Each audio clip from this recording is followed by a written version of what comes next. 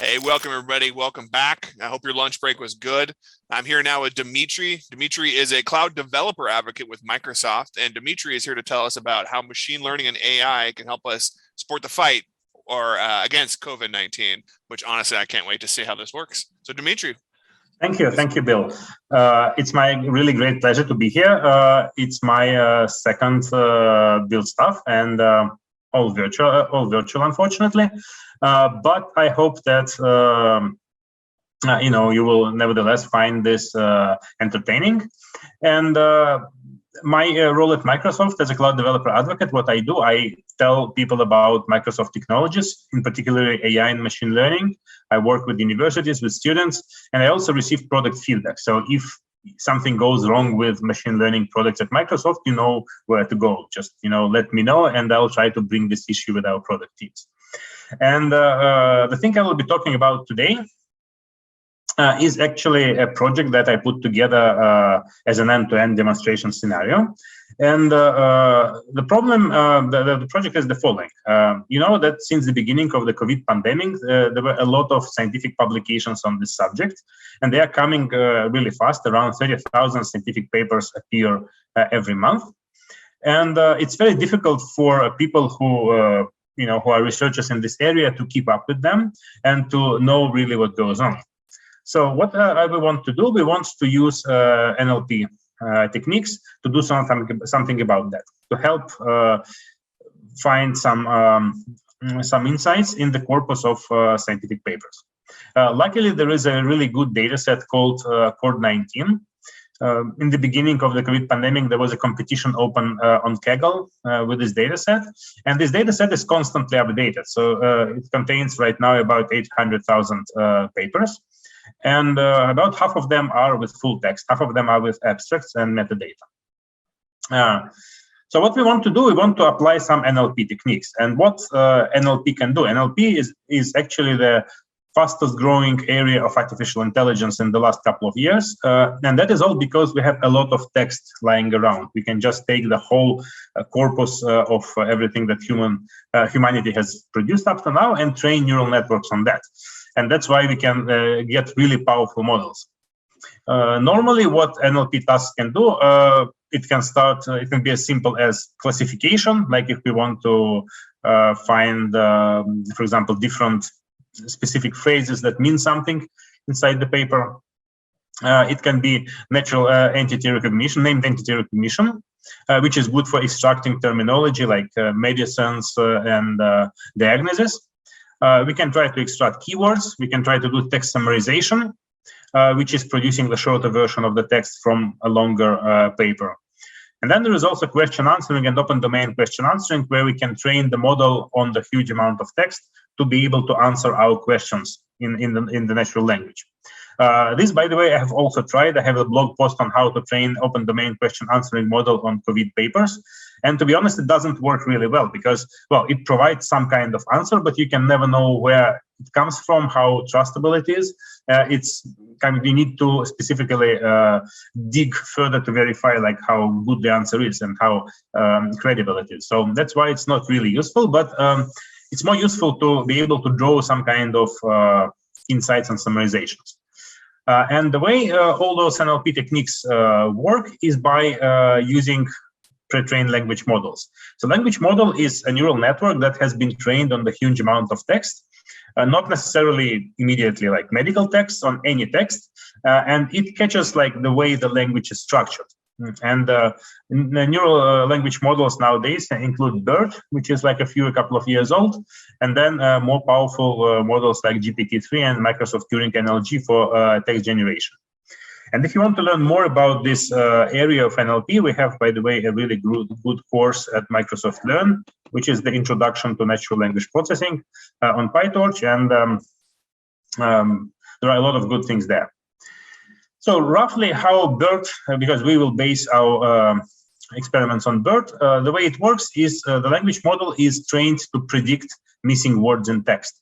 So for example, we have the phrase and some words we kind of mask out, and we train the model to predict those missing words. And by doing so, model learns the language. So our idea of the whole project is the following: like we take this text corpus, then we try to extract something from this text. In particular, I'm interested in some entities like medicines, diagnosis, some kind of terms like the dosage of medication, those kind of things. Then we extract this data, and this data is semi-structured because there can be entities, relations, and so on. We store it in some kind of NoSQL semi-structured database, and from there we can do, like, we can query, we can do visualization using Power BI, like no-code approach. We can do some SQL queries, semantically rich SQL queries, or we can try to draw some more interesting insights. So the first thing, we want to extract entities and relations, and this can be done we need to train our own model to do that. First of all, we need data sets to do that. While looking for data sets, I found one data set on Kaggle, which is called Medical NER. And despite beautiful name and the fact that it was specifically prepared for COVID-19, it is a really small data set. So only 40 papers, 300 entities. So that's not sufficient to train a good entity extraction model. Another one that I found from the open datasets is BC5 CDR dataset, which contains slightly more papers and entities. But it only has two entity types, diseases and chemicals, which is kind of good, but it would be nice to have more. Then, as always, when fine-tuning the model, we need to start with a base pre-trained model. And it can be a generic BERT model, but we can get much better results if we pre-train BERT model on medical texts. So the process should be like first pre-train the model on medical text on papers from PubMed, and then train the entity extraction model. Luckily, Microsoft Research has done already the first part, and they released the model called PubMed BERT, which is exactly BERT trained on PubMed. So then what we can do, we can take this data set, BC5 CDR data set of entities, and this is how the data set looks like. So you have the title of the paper, you have the abstracts, and then you have all the entities with their positions inside the text. And you also have the ontology identifier, which is really good because it automatically maps the term to the medical upper medical ontology, UMLS. And that is really useful because, for example, for COVID-19, there can be another term, SARS-CoV-2, which means the same, but it is like the text is different. So by having the ontology identifier, we can really make sure that we are referring to the same entity. So to do the actual training, this NER model is actually token classification. So the way it works is we take the text, we tokenize it, we separate it by tokens, and then we map each token to the entity class. But because we need to distinguish between two entities going one after the other, like here, and between one entity that contains several tokens, we have two classes for each entity. We have beginning, like for example, this tricube seed valve. We have the beginning of the entity and then continuation of the entity. So one entity can contain three tokens. This is called BIO encoding. O means other, and there are two entity types here. So we tokenize the text, then for each token we have the corresponding class, and we train that neural network to predict the correct class. This PubMed BERT network it's public, it's a part of Hugging Face repository. So to use it, we can use Hugging Face Transformers library and just specify the correct name of the model. So this whole training is actually very simple. We create special tokenizer, and the tokenizer for PubMed BERT is also interesting because, for example, if you have the long name of the medicine with the different like chemical parts in it, it makes sense to tokenize it into several tokens, even though it's one word.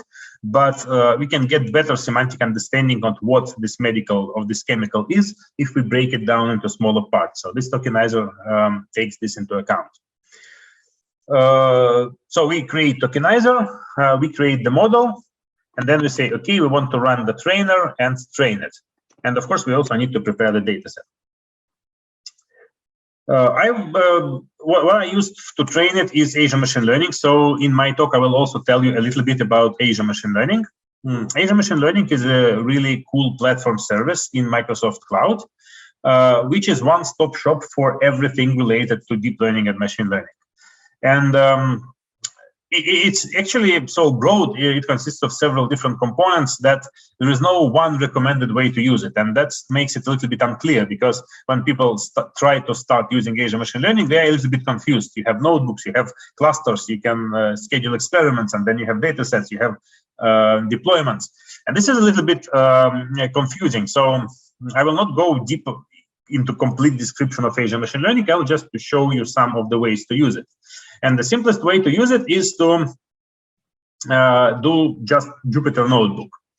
It contains the section called Notebooks here. And Notebooks is very similar to normal Jupyter Notebook. Here is, for example, my Jupyter Notebook to train this entity extraction model.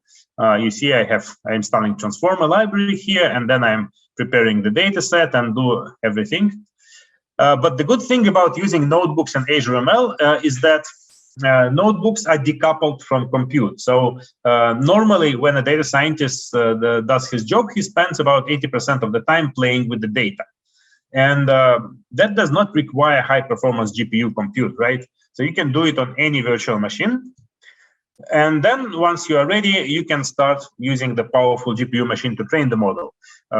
Here, you can just switch the engine. So this compute engine, you can say, now I want to use different virtual machine. And you don't need to think about like transferring the data from one machine to another, about like copying that. All that is taken care of. So actually, the way it works is that the notebook directory, it sits in the storage. And then once you connect the compute to a notebook, it mounts the directory and makes it available to the virtual machine. Really neat architecture behind the scenes.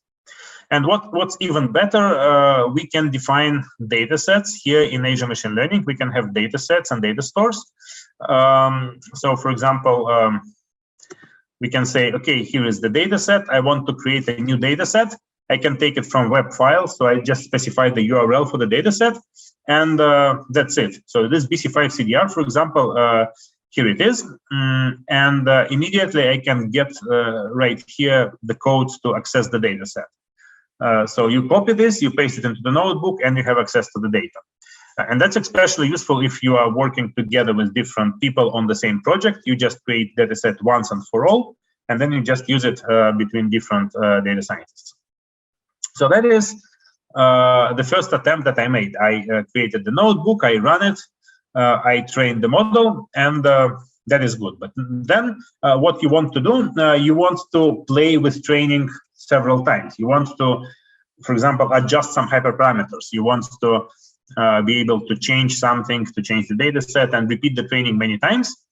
And to do that, you can structure it as an experiment. An experiment in Azure Machine Learning is essentially your training script running on the cluster in the automated way. So it is scheduled automatically to run. The cluster automatically scales up and down. So if you have especially a group of scientists working on one project in one workspace, that's especially useful, because the cluster, when it's scaled down, it does not take any resources. It's just 0 virtual machines. But as soon as somebody schedules the script to be trained on the cluster automatically goes up, trains your model, and then after certain timeout, it shuts down. If you need to train in parallel on several machines, or if you want to do hyperparameter sweep optimization, then it will automatically create several nodes depending on configuration, schedule experiments to run there, and everything will run smoothly. So to schedule the experiment, what I need to do, I need to convert my notebook to a Python script. And then typically the steps are the following. First of all, it's nice to upload the data set, as I mentioned, to have the data inside Azure ML as a data set. And there are several ways to do that. You can do whatever you want to do with Azure ML by writing Python code in Python SDK, or you can do it from command line, or you can do it from a web interface. And web interface is probably the simplest, but not repeatable. You know, like you have to do click, click, click, click, click every time you want to do something. That is not something you probably want to do. So you want to define ideally everything with code. So that's why command line approach is the best. Now, that's something we recommend using now. And with this command line approach, you describe everything in YAML files in a special syntax. So, for example, with the data, you write this YAML file which describes your data, and then you say command line AZML data create, and this data set is taken to the cloud. Then, when you run an experiment, the experiment should run in a certain environment. Environment is essentially a set of libraries that you want to use. So it's essentially a container. So you can describe the environment. You can say, this is my environment, which will start with this Docker container with OpenMPI, CUDA, and Ubuntu. And then it will apply the following Conda configuration. So once you define this environment, you say AZML environment create, and it takes all those files and hooks the container for you. So you can then use this environment in your training process. And then you define the experiment also as a YAML file. So you say, okay, I want to start this command, python train.py, and I want to pass it the data. And the data is the command line parameter, which I use in my script. It's essentially the path to my data set. So I don't have to worry like where this data is located. I just say, I want to use this data, and this data comes from this data set. And runtime, the Azure ML runtime will take care about everything. So here I say mode equals download. So it means that it will download the data set to the local machine and then run the script. Or I can say mode equals to mount. It will mount the data set. And the reason you have two different options is that, for example, if you are training along the whole data set, and you do a lot of epochs, a lot of passes through the data, then download can be faster. If you, for example, have the huge data set and you are training in parallel, and each node actually takes only a fraction of the data set, then mount is faster because you mount the whole data set, but it only downloads the data that it needs. And then also you specify the name of the compute cluster. So the good thing is that it may sound a little bit confusing because you have a lot of different options. It's not clear like where they are and what they are, what are the choices. Visual Studio Code provides great support for editing those YAML files. You can have autocomplete. It will automatically populate the targets, the containers available, and that's it. So it's actually pretty easy to come up with those. And then you just say submit, and you submit the experiment, and this experiment is scheduled to run on the cluster, and then you can go to experiments. And here is, I will show you the final result. Here somewhere is my NERD train experiment. And with the experiment, you also can log metrics. So for example, at the end of the experiment, I can log accuracy that was obtained. Then if I run the experiment for several times, I will see different metrics here. I can go inside any of the runs and go deeper to outputs to see what my script has printed. So I can look into the actual output of the Python file. Also, I can save the model. Like if I train the model, I can save it directly into outputs. And I have here, you see PubMed NER. Here is my model. I can take it from here and download and use it in my production or whatever. So this model gives us relatively good results. Here you see the example of the resulting entity extraction, but it is still not very good because the data set is not recent. It doesn't understand COVID-19, for example.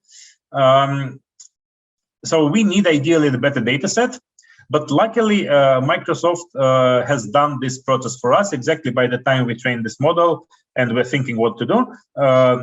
The service called Text Analytics for Health was released, which is the cognitive service. It means that it's a service available either in the cloud or as a container, which does pretty much the same thing for us. It does entity extraction, mapping of entities to ontologies, and it also does relations. So, for example, it can say that this sore throat symptom occurred at 2:30 a.m. this morning, and this is time of condition relation between those two entities. So it extracts entities, it extracts relations. It also finds out if an entity is in a negative context. So it does a lot of things for us. And to use it, you can install Azure Text Analytics SDK. So it's a Python library. And then with one call to this Python library, you can say, here is my set of documents. You can have up to 10 pieces of text. And then you just say, I call the service, I analyze healthcare entities, and you get the result. Result will look something like this. So what we did, we wanted to analyze this large core data set. And naturally, it makes sense to do it in parallel. Because otherwise, like if we do it sequentially, it will take like a couple of days of constantly calling the service and storing the data. So what we did, we also used Azure Machine Learning, even though it's not exactly a machine learning task, but it is still something which it's a job that we need to parallelize. And in Azure ML, parallelization is used to do hyperparameter optimization, but we can use that for running the script in parallel. So we again define this experiment, parallel sweep job. I say, if I use two machines, then I say this number of the compute node would be either 1 or 0. Then I want to run this script. And the script will receive the number of nodes and the total number of nodes. So essentially inside the script, I will just do, like I will divide one by the other, and I will take every, for example, second abstract and process it on this particular machine. So that's how we can easily use Azure Machine Learning to parallelize any computations, and in this time the processing.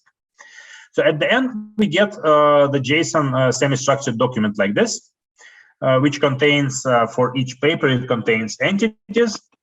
If each entity has a category, it has the negation flag, and then we also have relations, which relate to different entities between each other. So what we can do with those, we can store that in the database. So NoSQL database like Cosmos DB is ideal for this. Because we have the hierarchical actually structure. Cosmos DB is a really nice data storage solution in Azure. And the good thing is that it consists of several different databases essentially behind the scenes. It can be a document database where you store JSON. It can be graph database. It can be table, like not purely relational, but NoSQL table storage.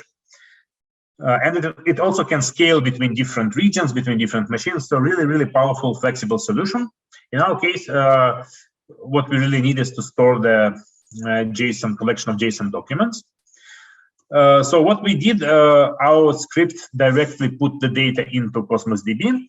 And in the Cosmos DB, that's how the Cosmos DB interface looks like. You have Data Explorer. And here we have the collection of papers. So you see that if we go to items, we have a lot of JSON documents. Each one is indexed by ID. And then each JSON document looks like this. Title, ID, authors, publishing time, and then entities, relations, and so on. So what can we do with it? We can start running SQL queries. And SQL queries, they are not exactly SQL. There is a special query language because it's not relational. You cannot really use normal SQL, but it's kind of modified version of SQL which allow you to query this type of data. So of course you can do just normal select. If you do normal select, it will just give you all records in JSON form. But you can also do some more interesting things. So here is the result that we have. Let me make this a little bit smaller so that you see the result. Yeah, here is the result. We can do, for example, if we want to find all papers which mention hydroxychloroquine, which is like the most popular medicine used to treat COVID in the beginning of the pandemic. So I want to say, I want to select the title of the paper and the text from the source entity from papers. And then I join relations. It's kind of self-join to make the structure flatten. Because we have papers inside, we have several relations. So to flatten it into one table of relations, we use this join. And then we say we want those relations which are of type dosage of medication, and we want the medication to be something similar to hydroxychloroquine.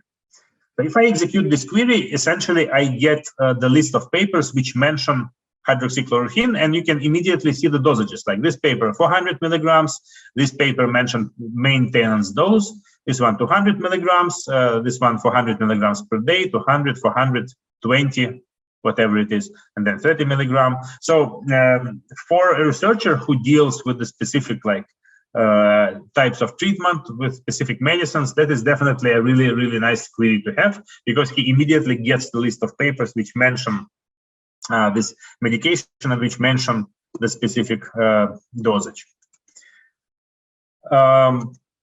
What can we do then? We can try to plot some insights from that. So the way we do it, Cosmos DB supports also notebooks inside Cosmos DB. I think I'm having some problems with this region, but the way it works is that inside Cosmos DB you can define the Jupyter notebook, and inside it you can say, I want to do a SQL query, and I want to store the result in some kind of pandas data frame. So what we can do, we can say, okay, I want all mentions of all entities, of all medications. I want to map that to ontologies if possible, and then we can get that into a pandas data frame.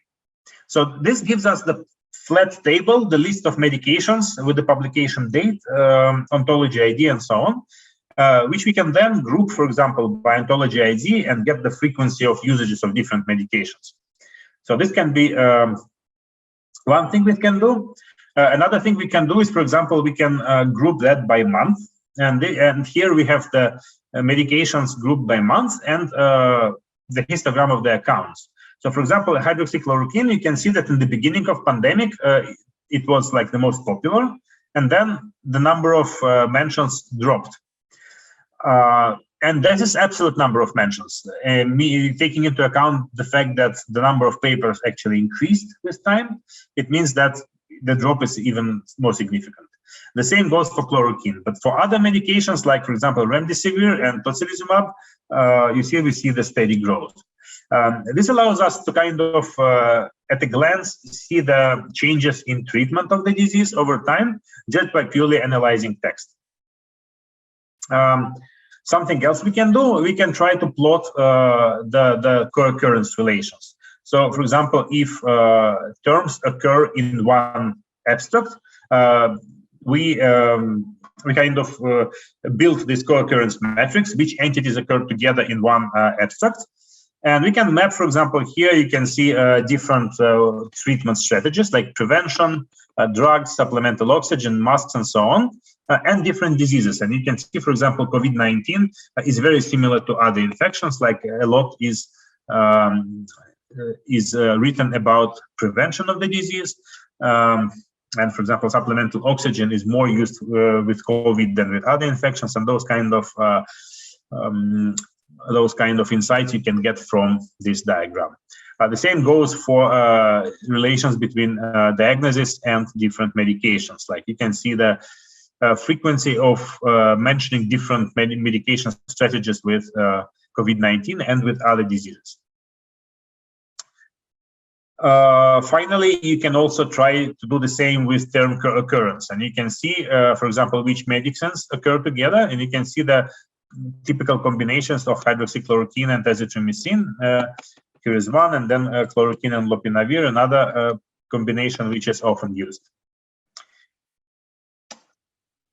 Finally, if we want to provide some kind of exploration tool for non-developer professional, for example, medical professional who want to dig into this kind of corpus of papers, we can use Power BI. Let me show you quickly the dashboard that we built. So what Power BI is it's a data business visualization tool which has access to many different data sources. So we can say we want to access directly our Cosmos DB storage. Then inside the Power BI we put SQL queries similar to the one you saw before, like to extract all entities together with the accounts and ontology IDs, and to extract all relations. And then we can surface them in textual form, in graphical form, in many different ways. So here, for example, this will open hopefully in a second. So what we have here entities and relations. It's a bit slow probably because I'm running too many things on my machine at once.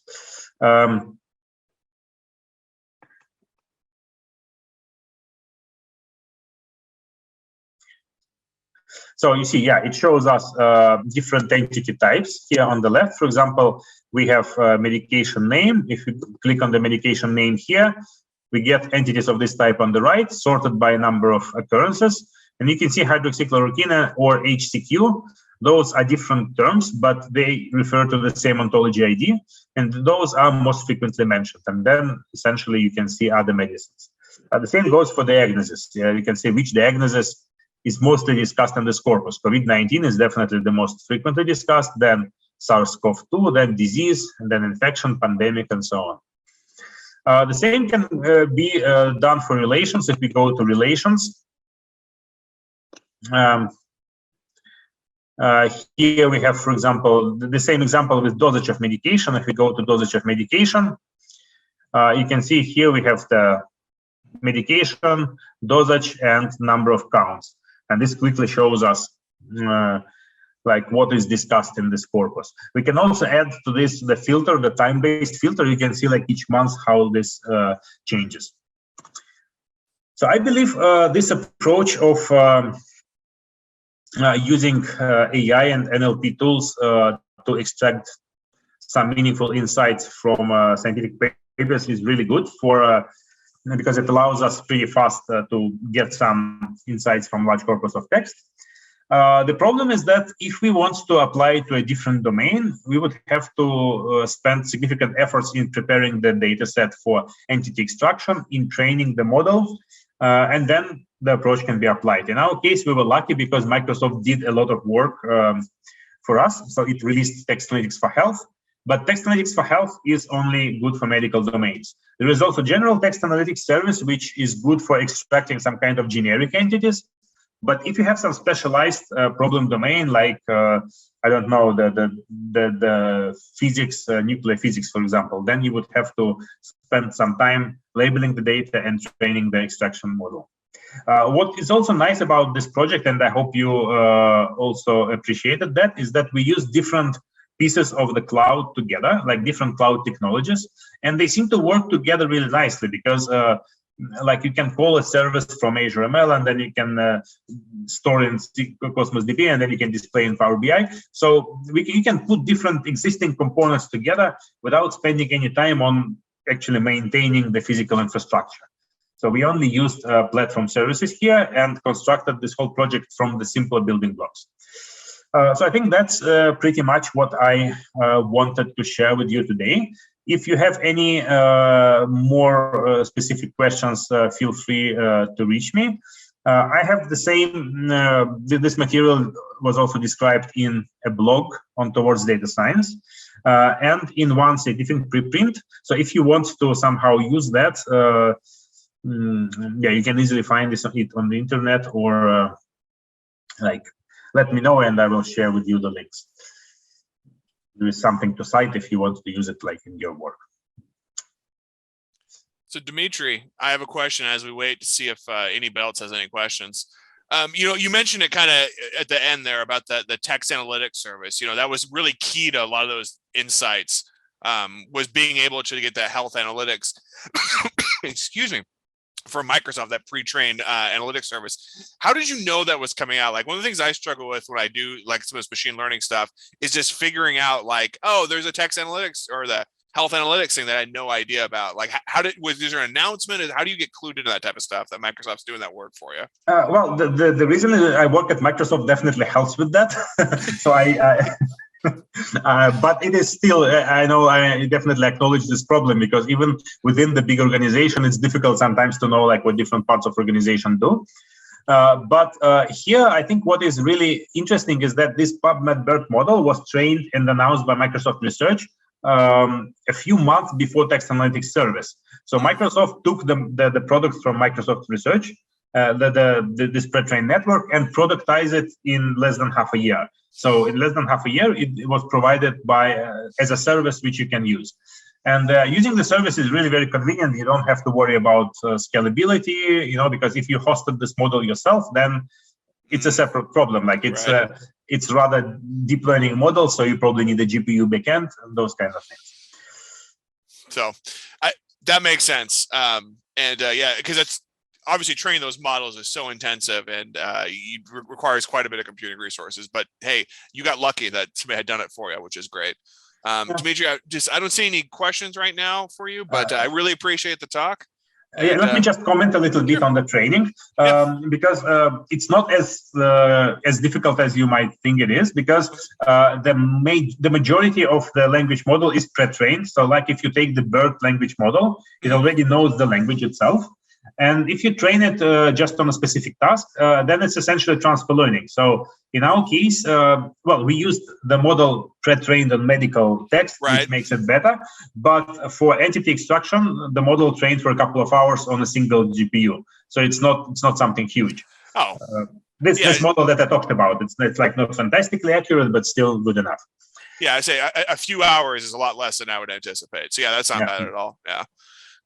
All right. Well, thank you, Dmitry. Much appreciated. And everybody else, we'll see you back here very shortly for our next speaker. Thank you.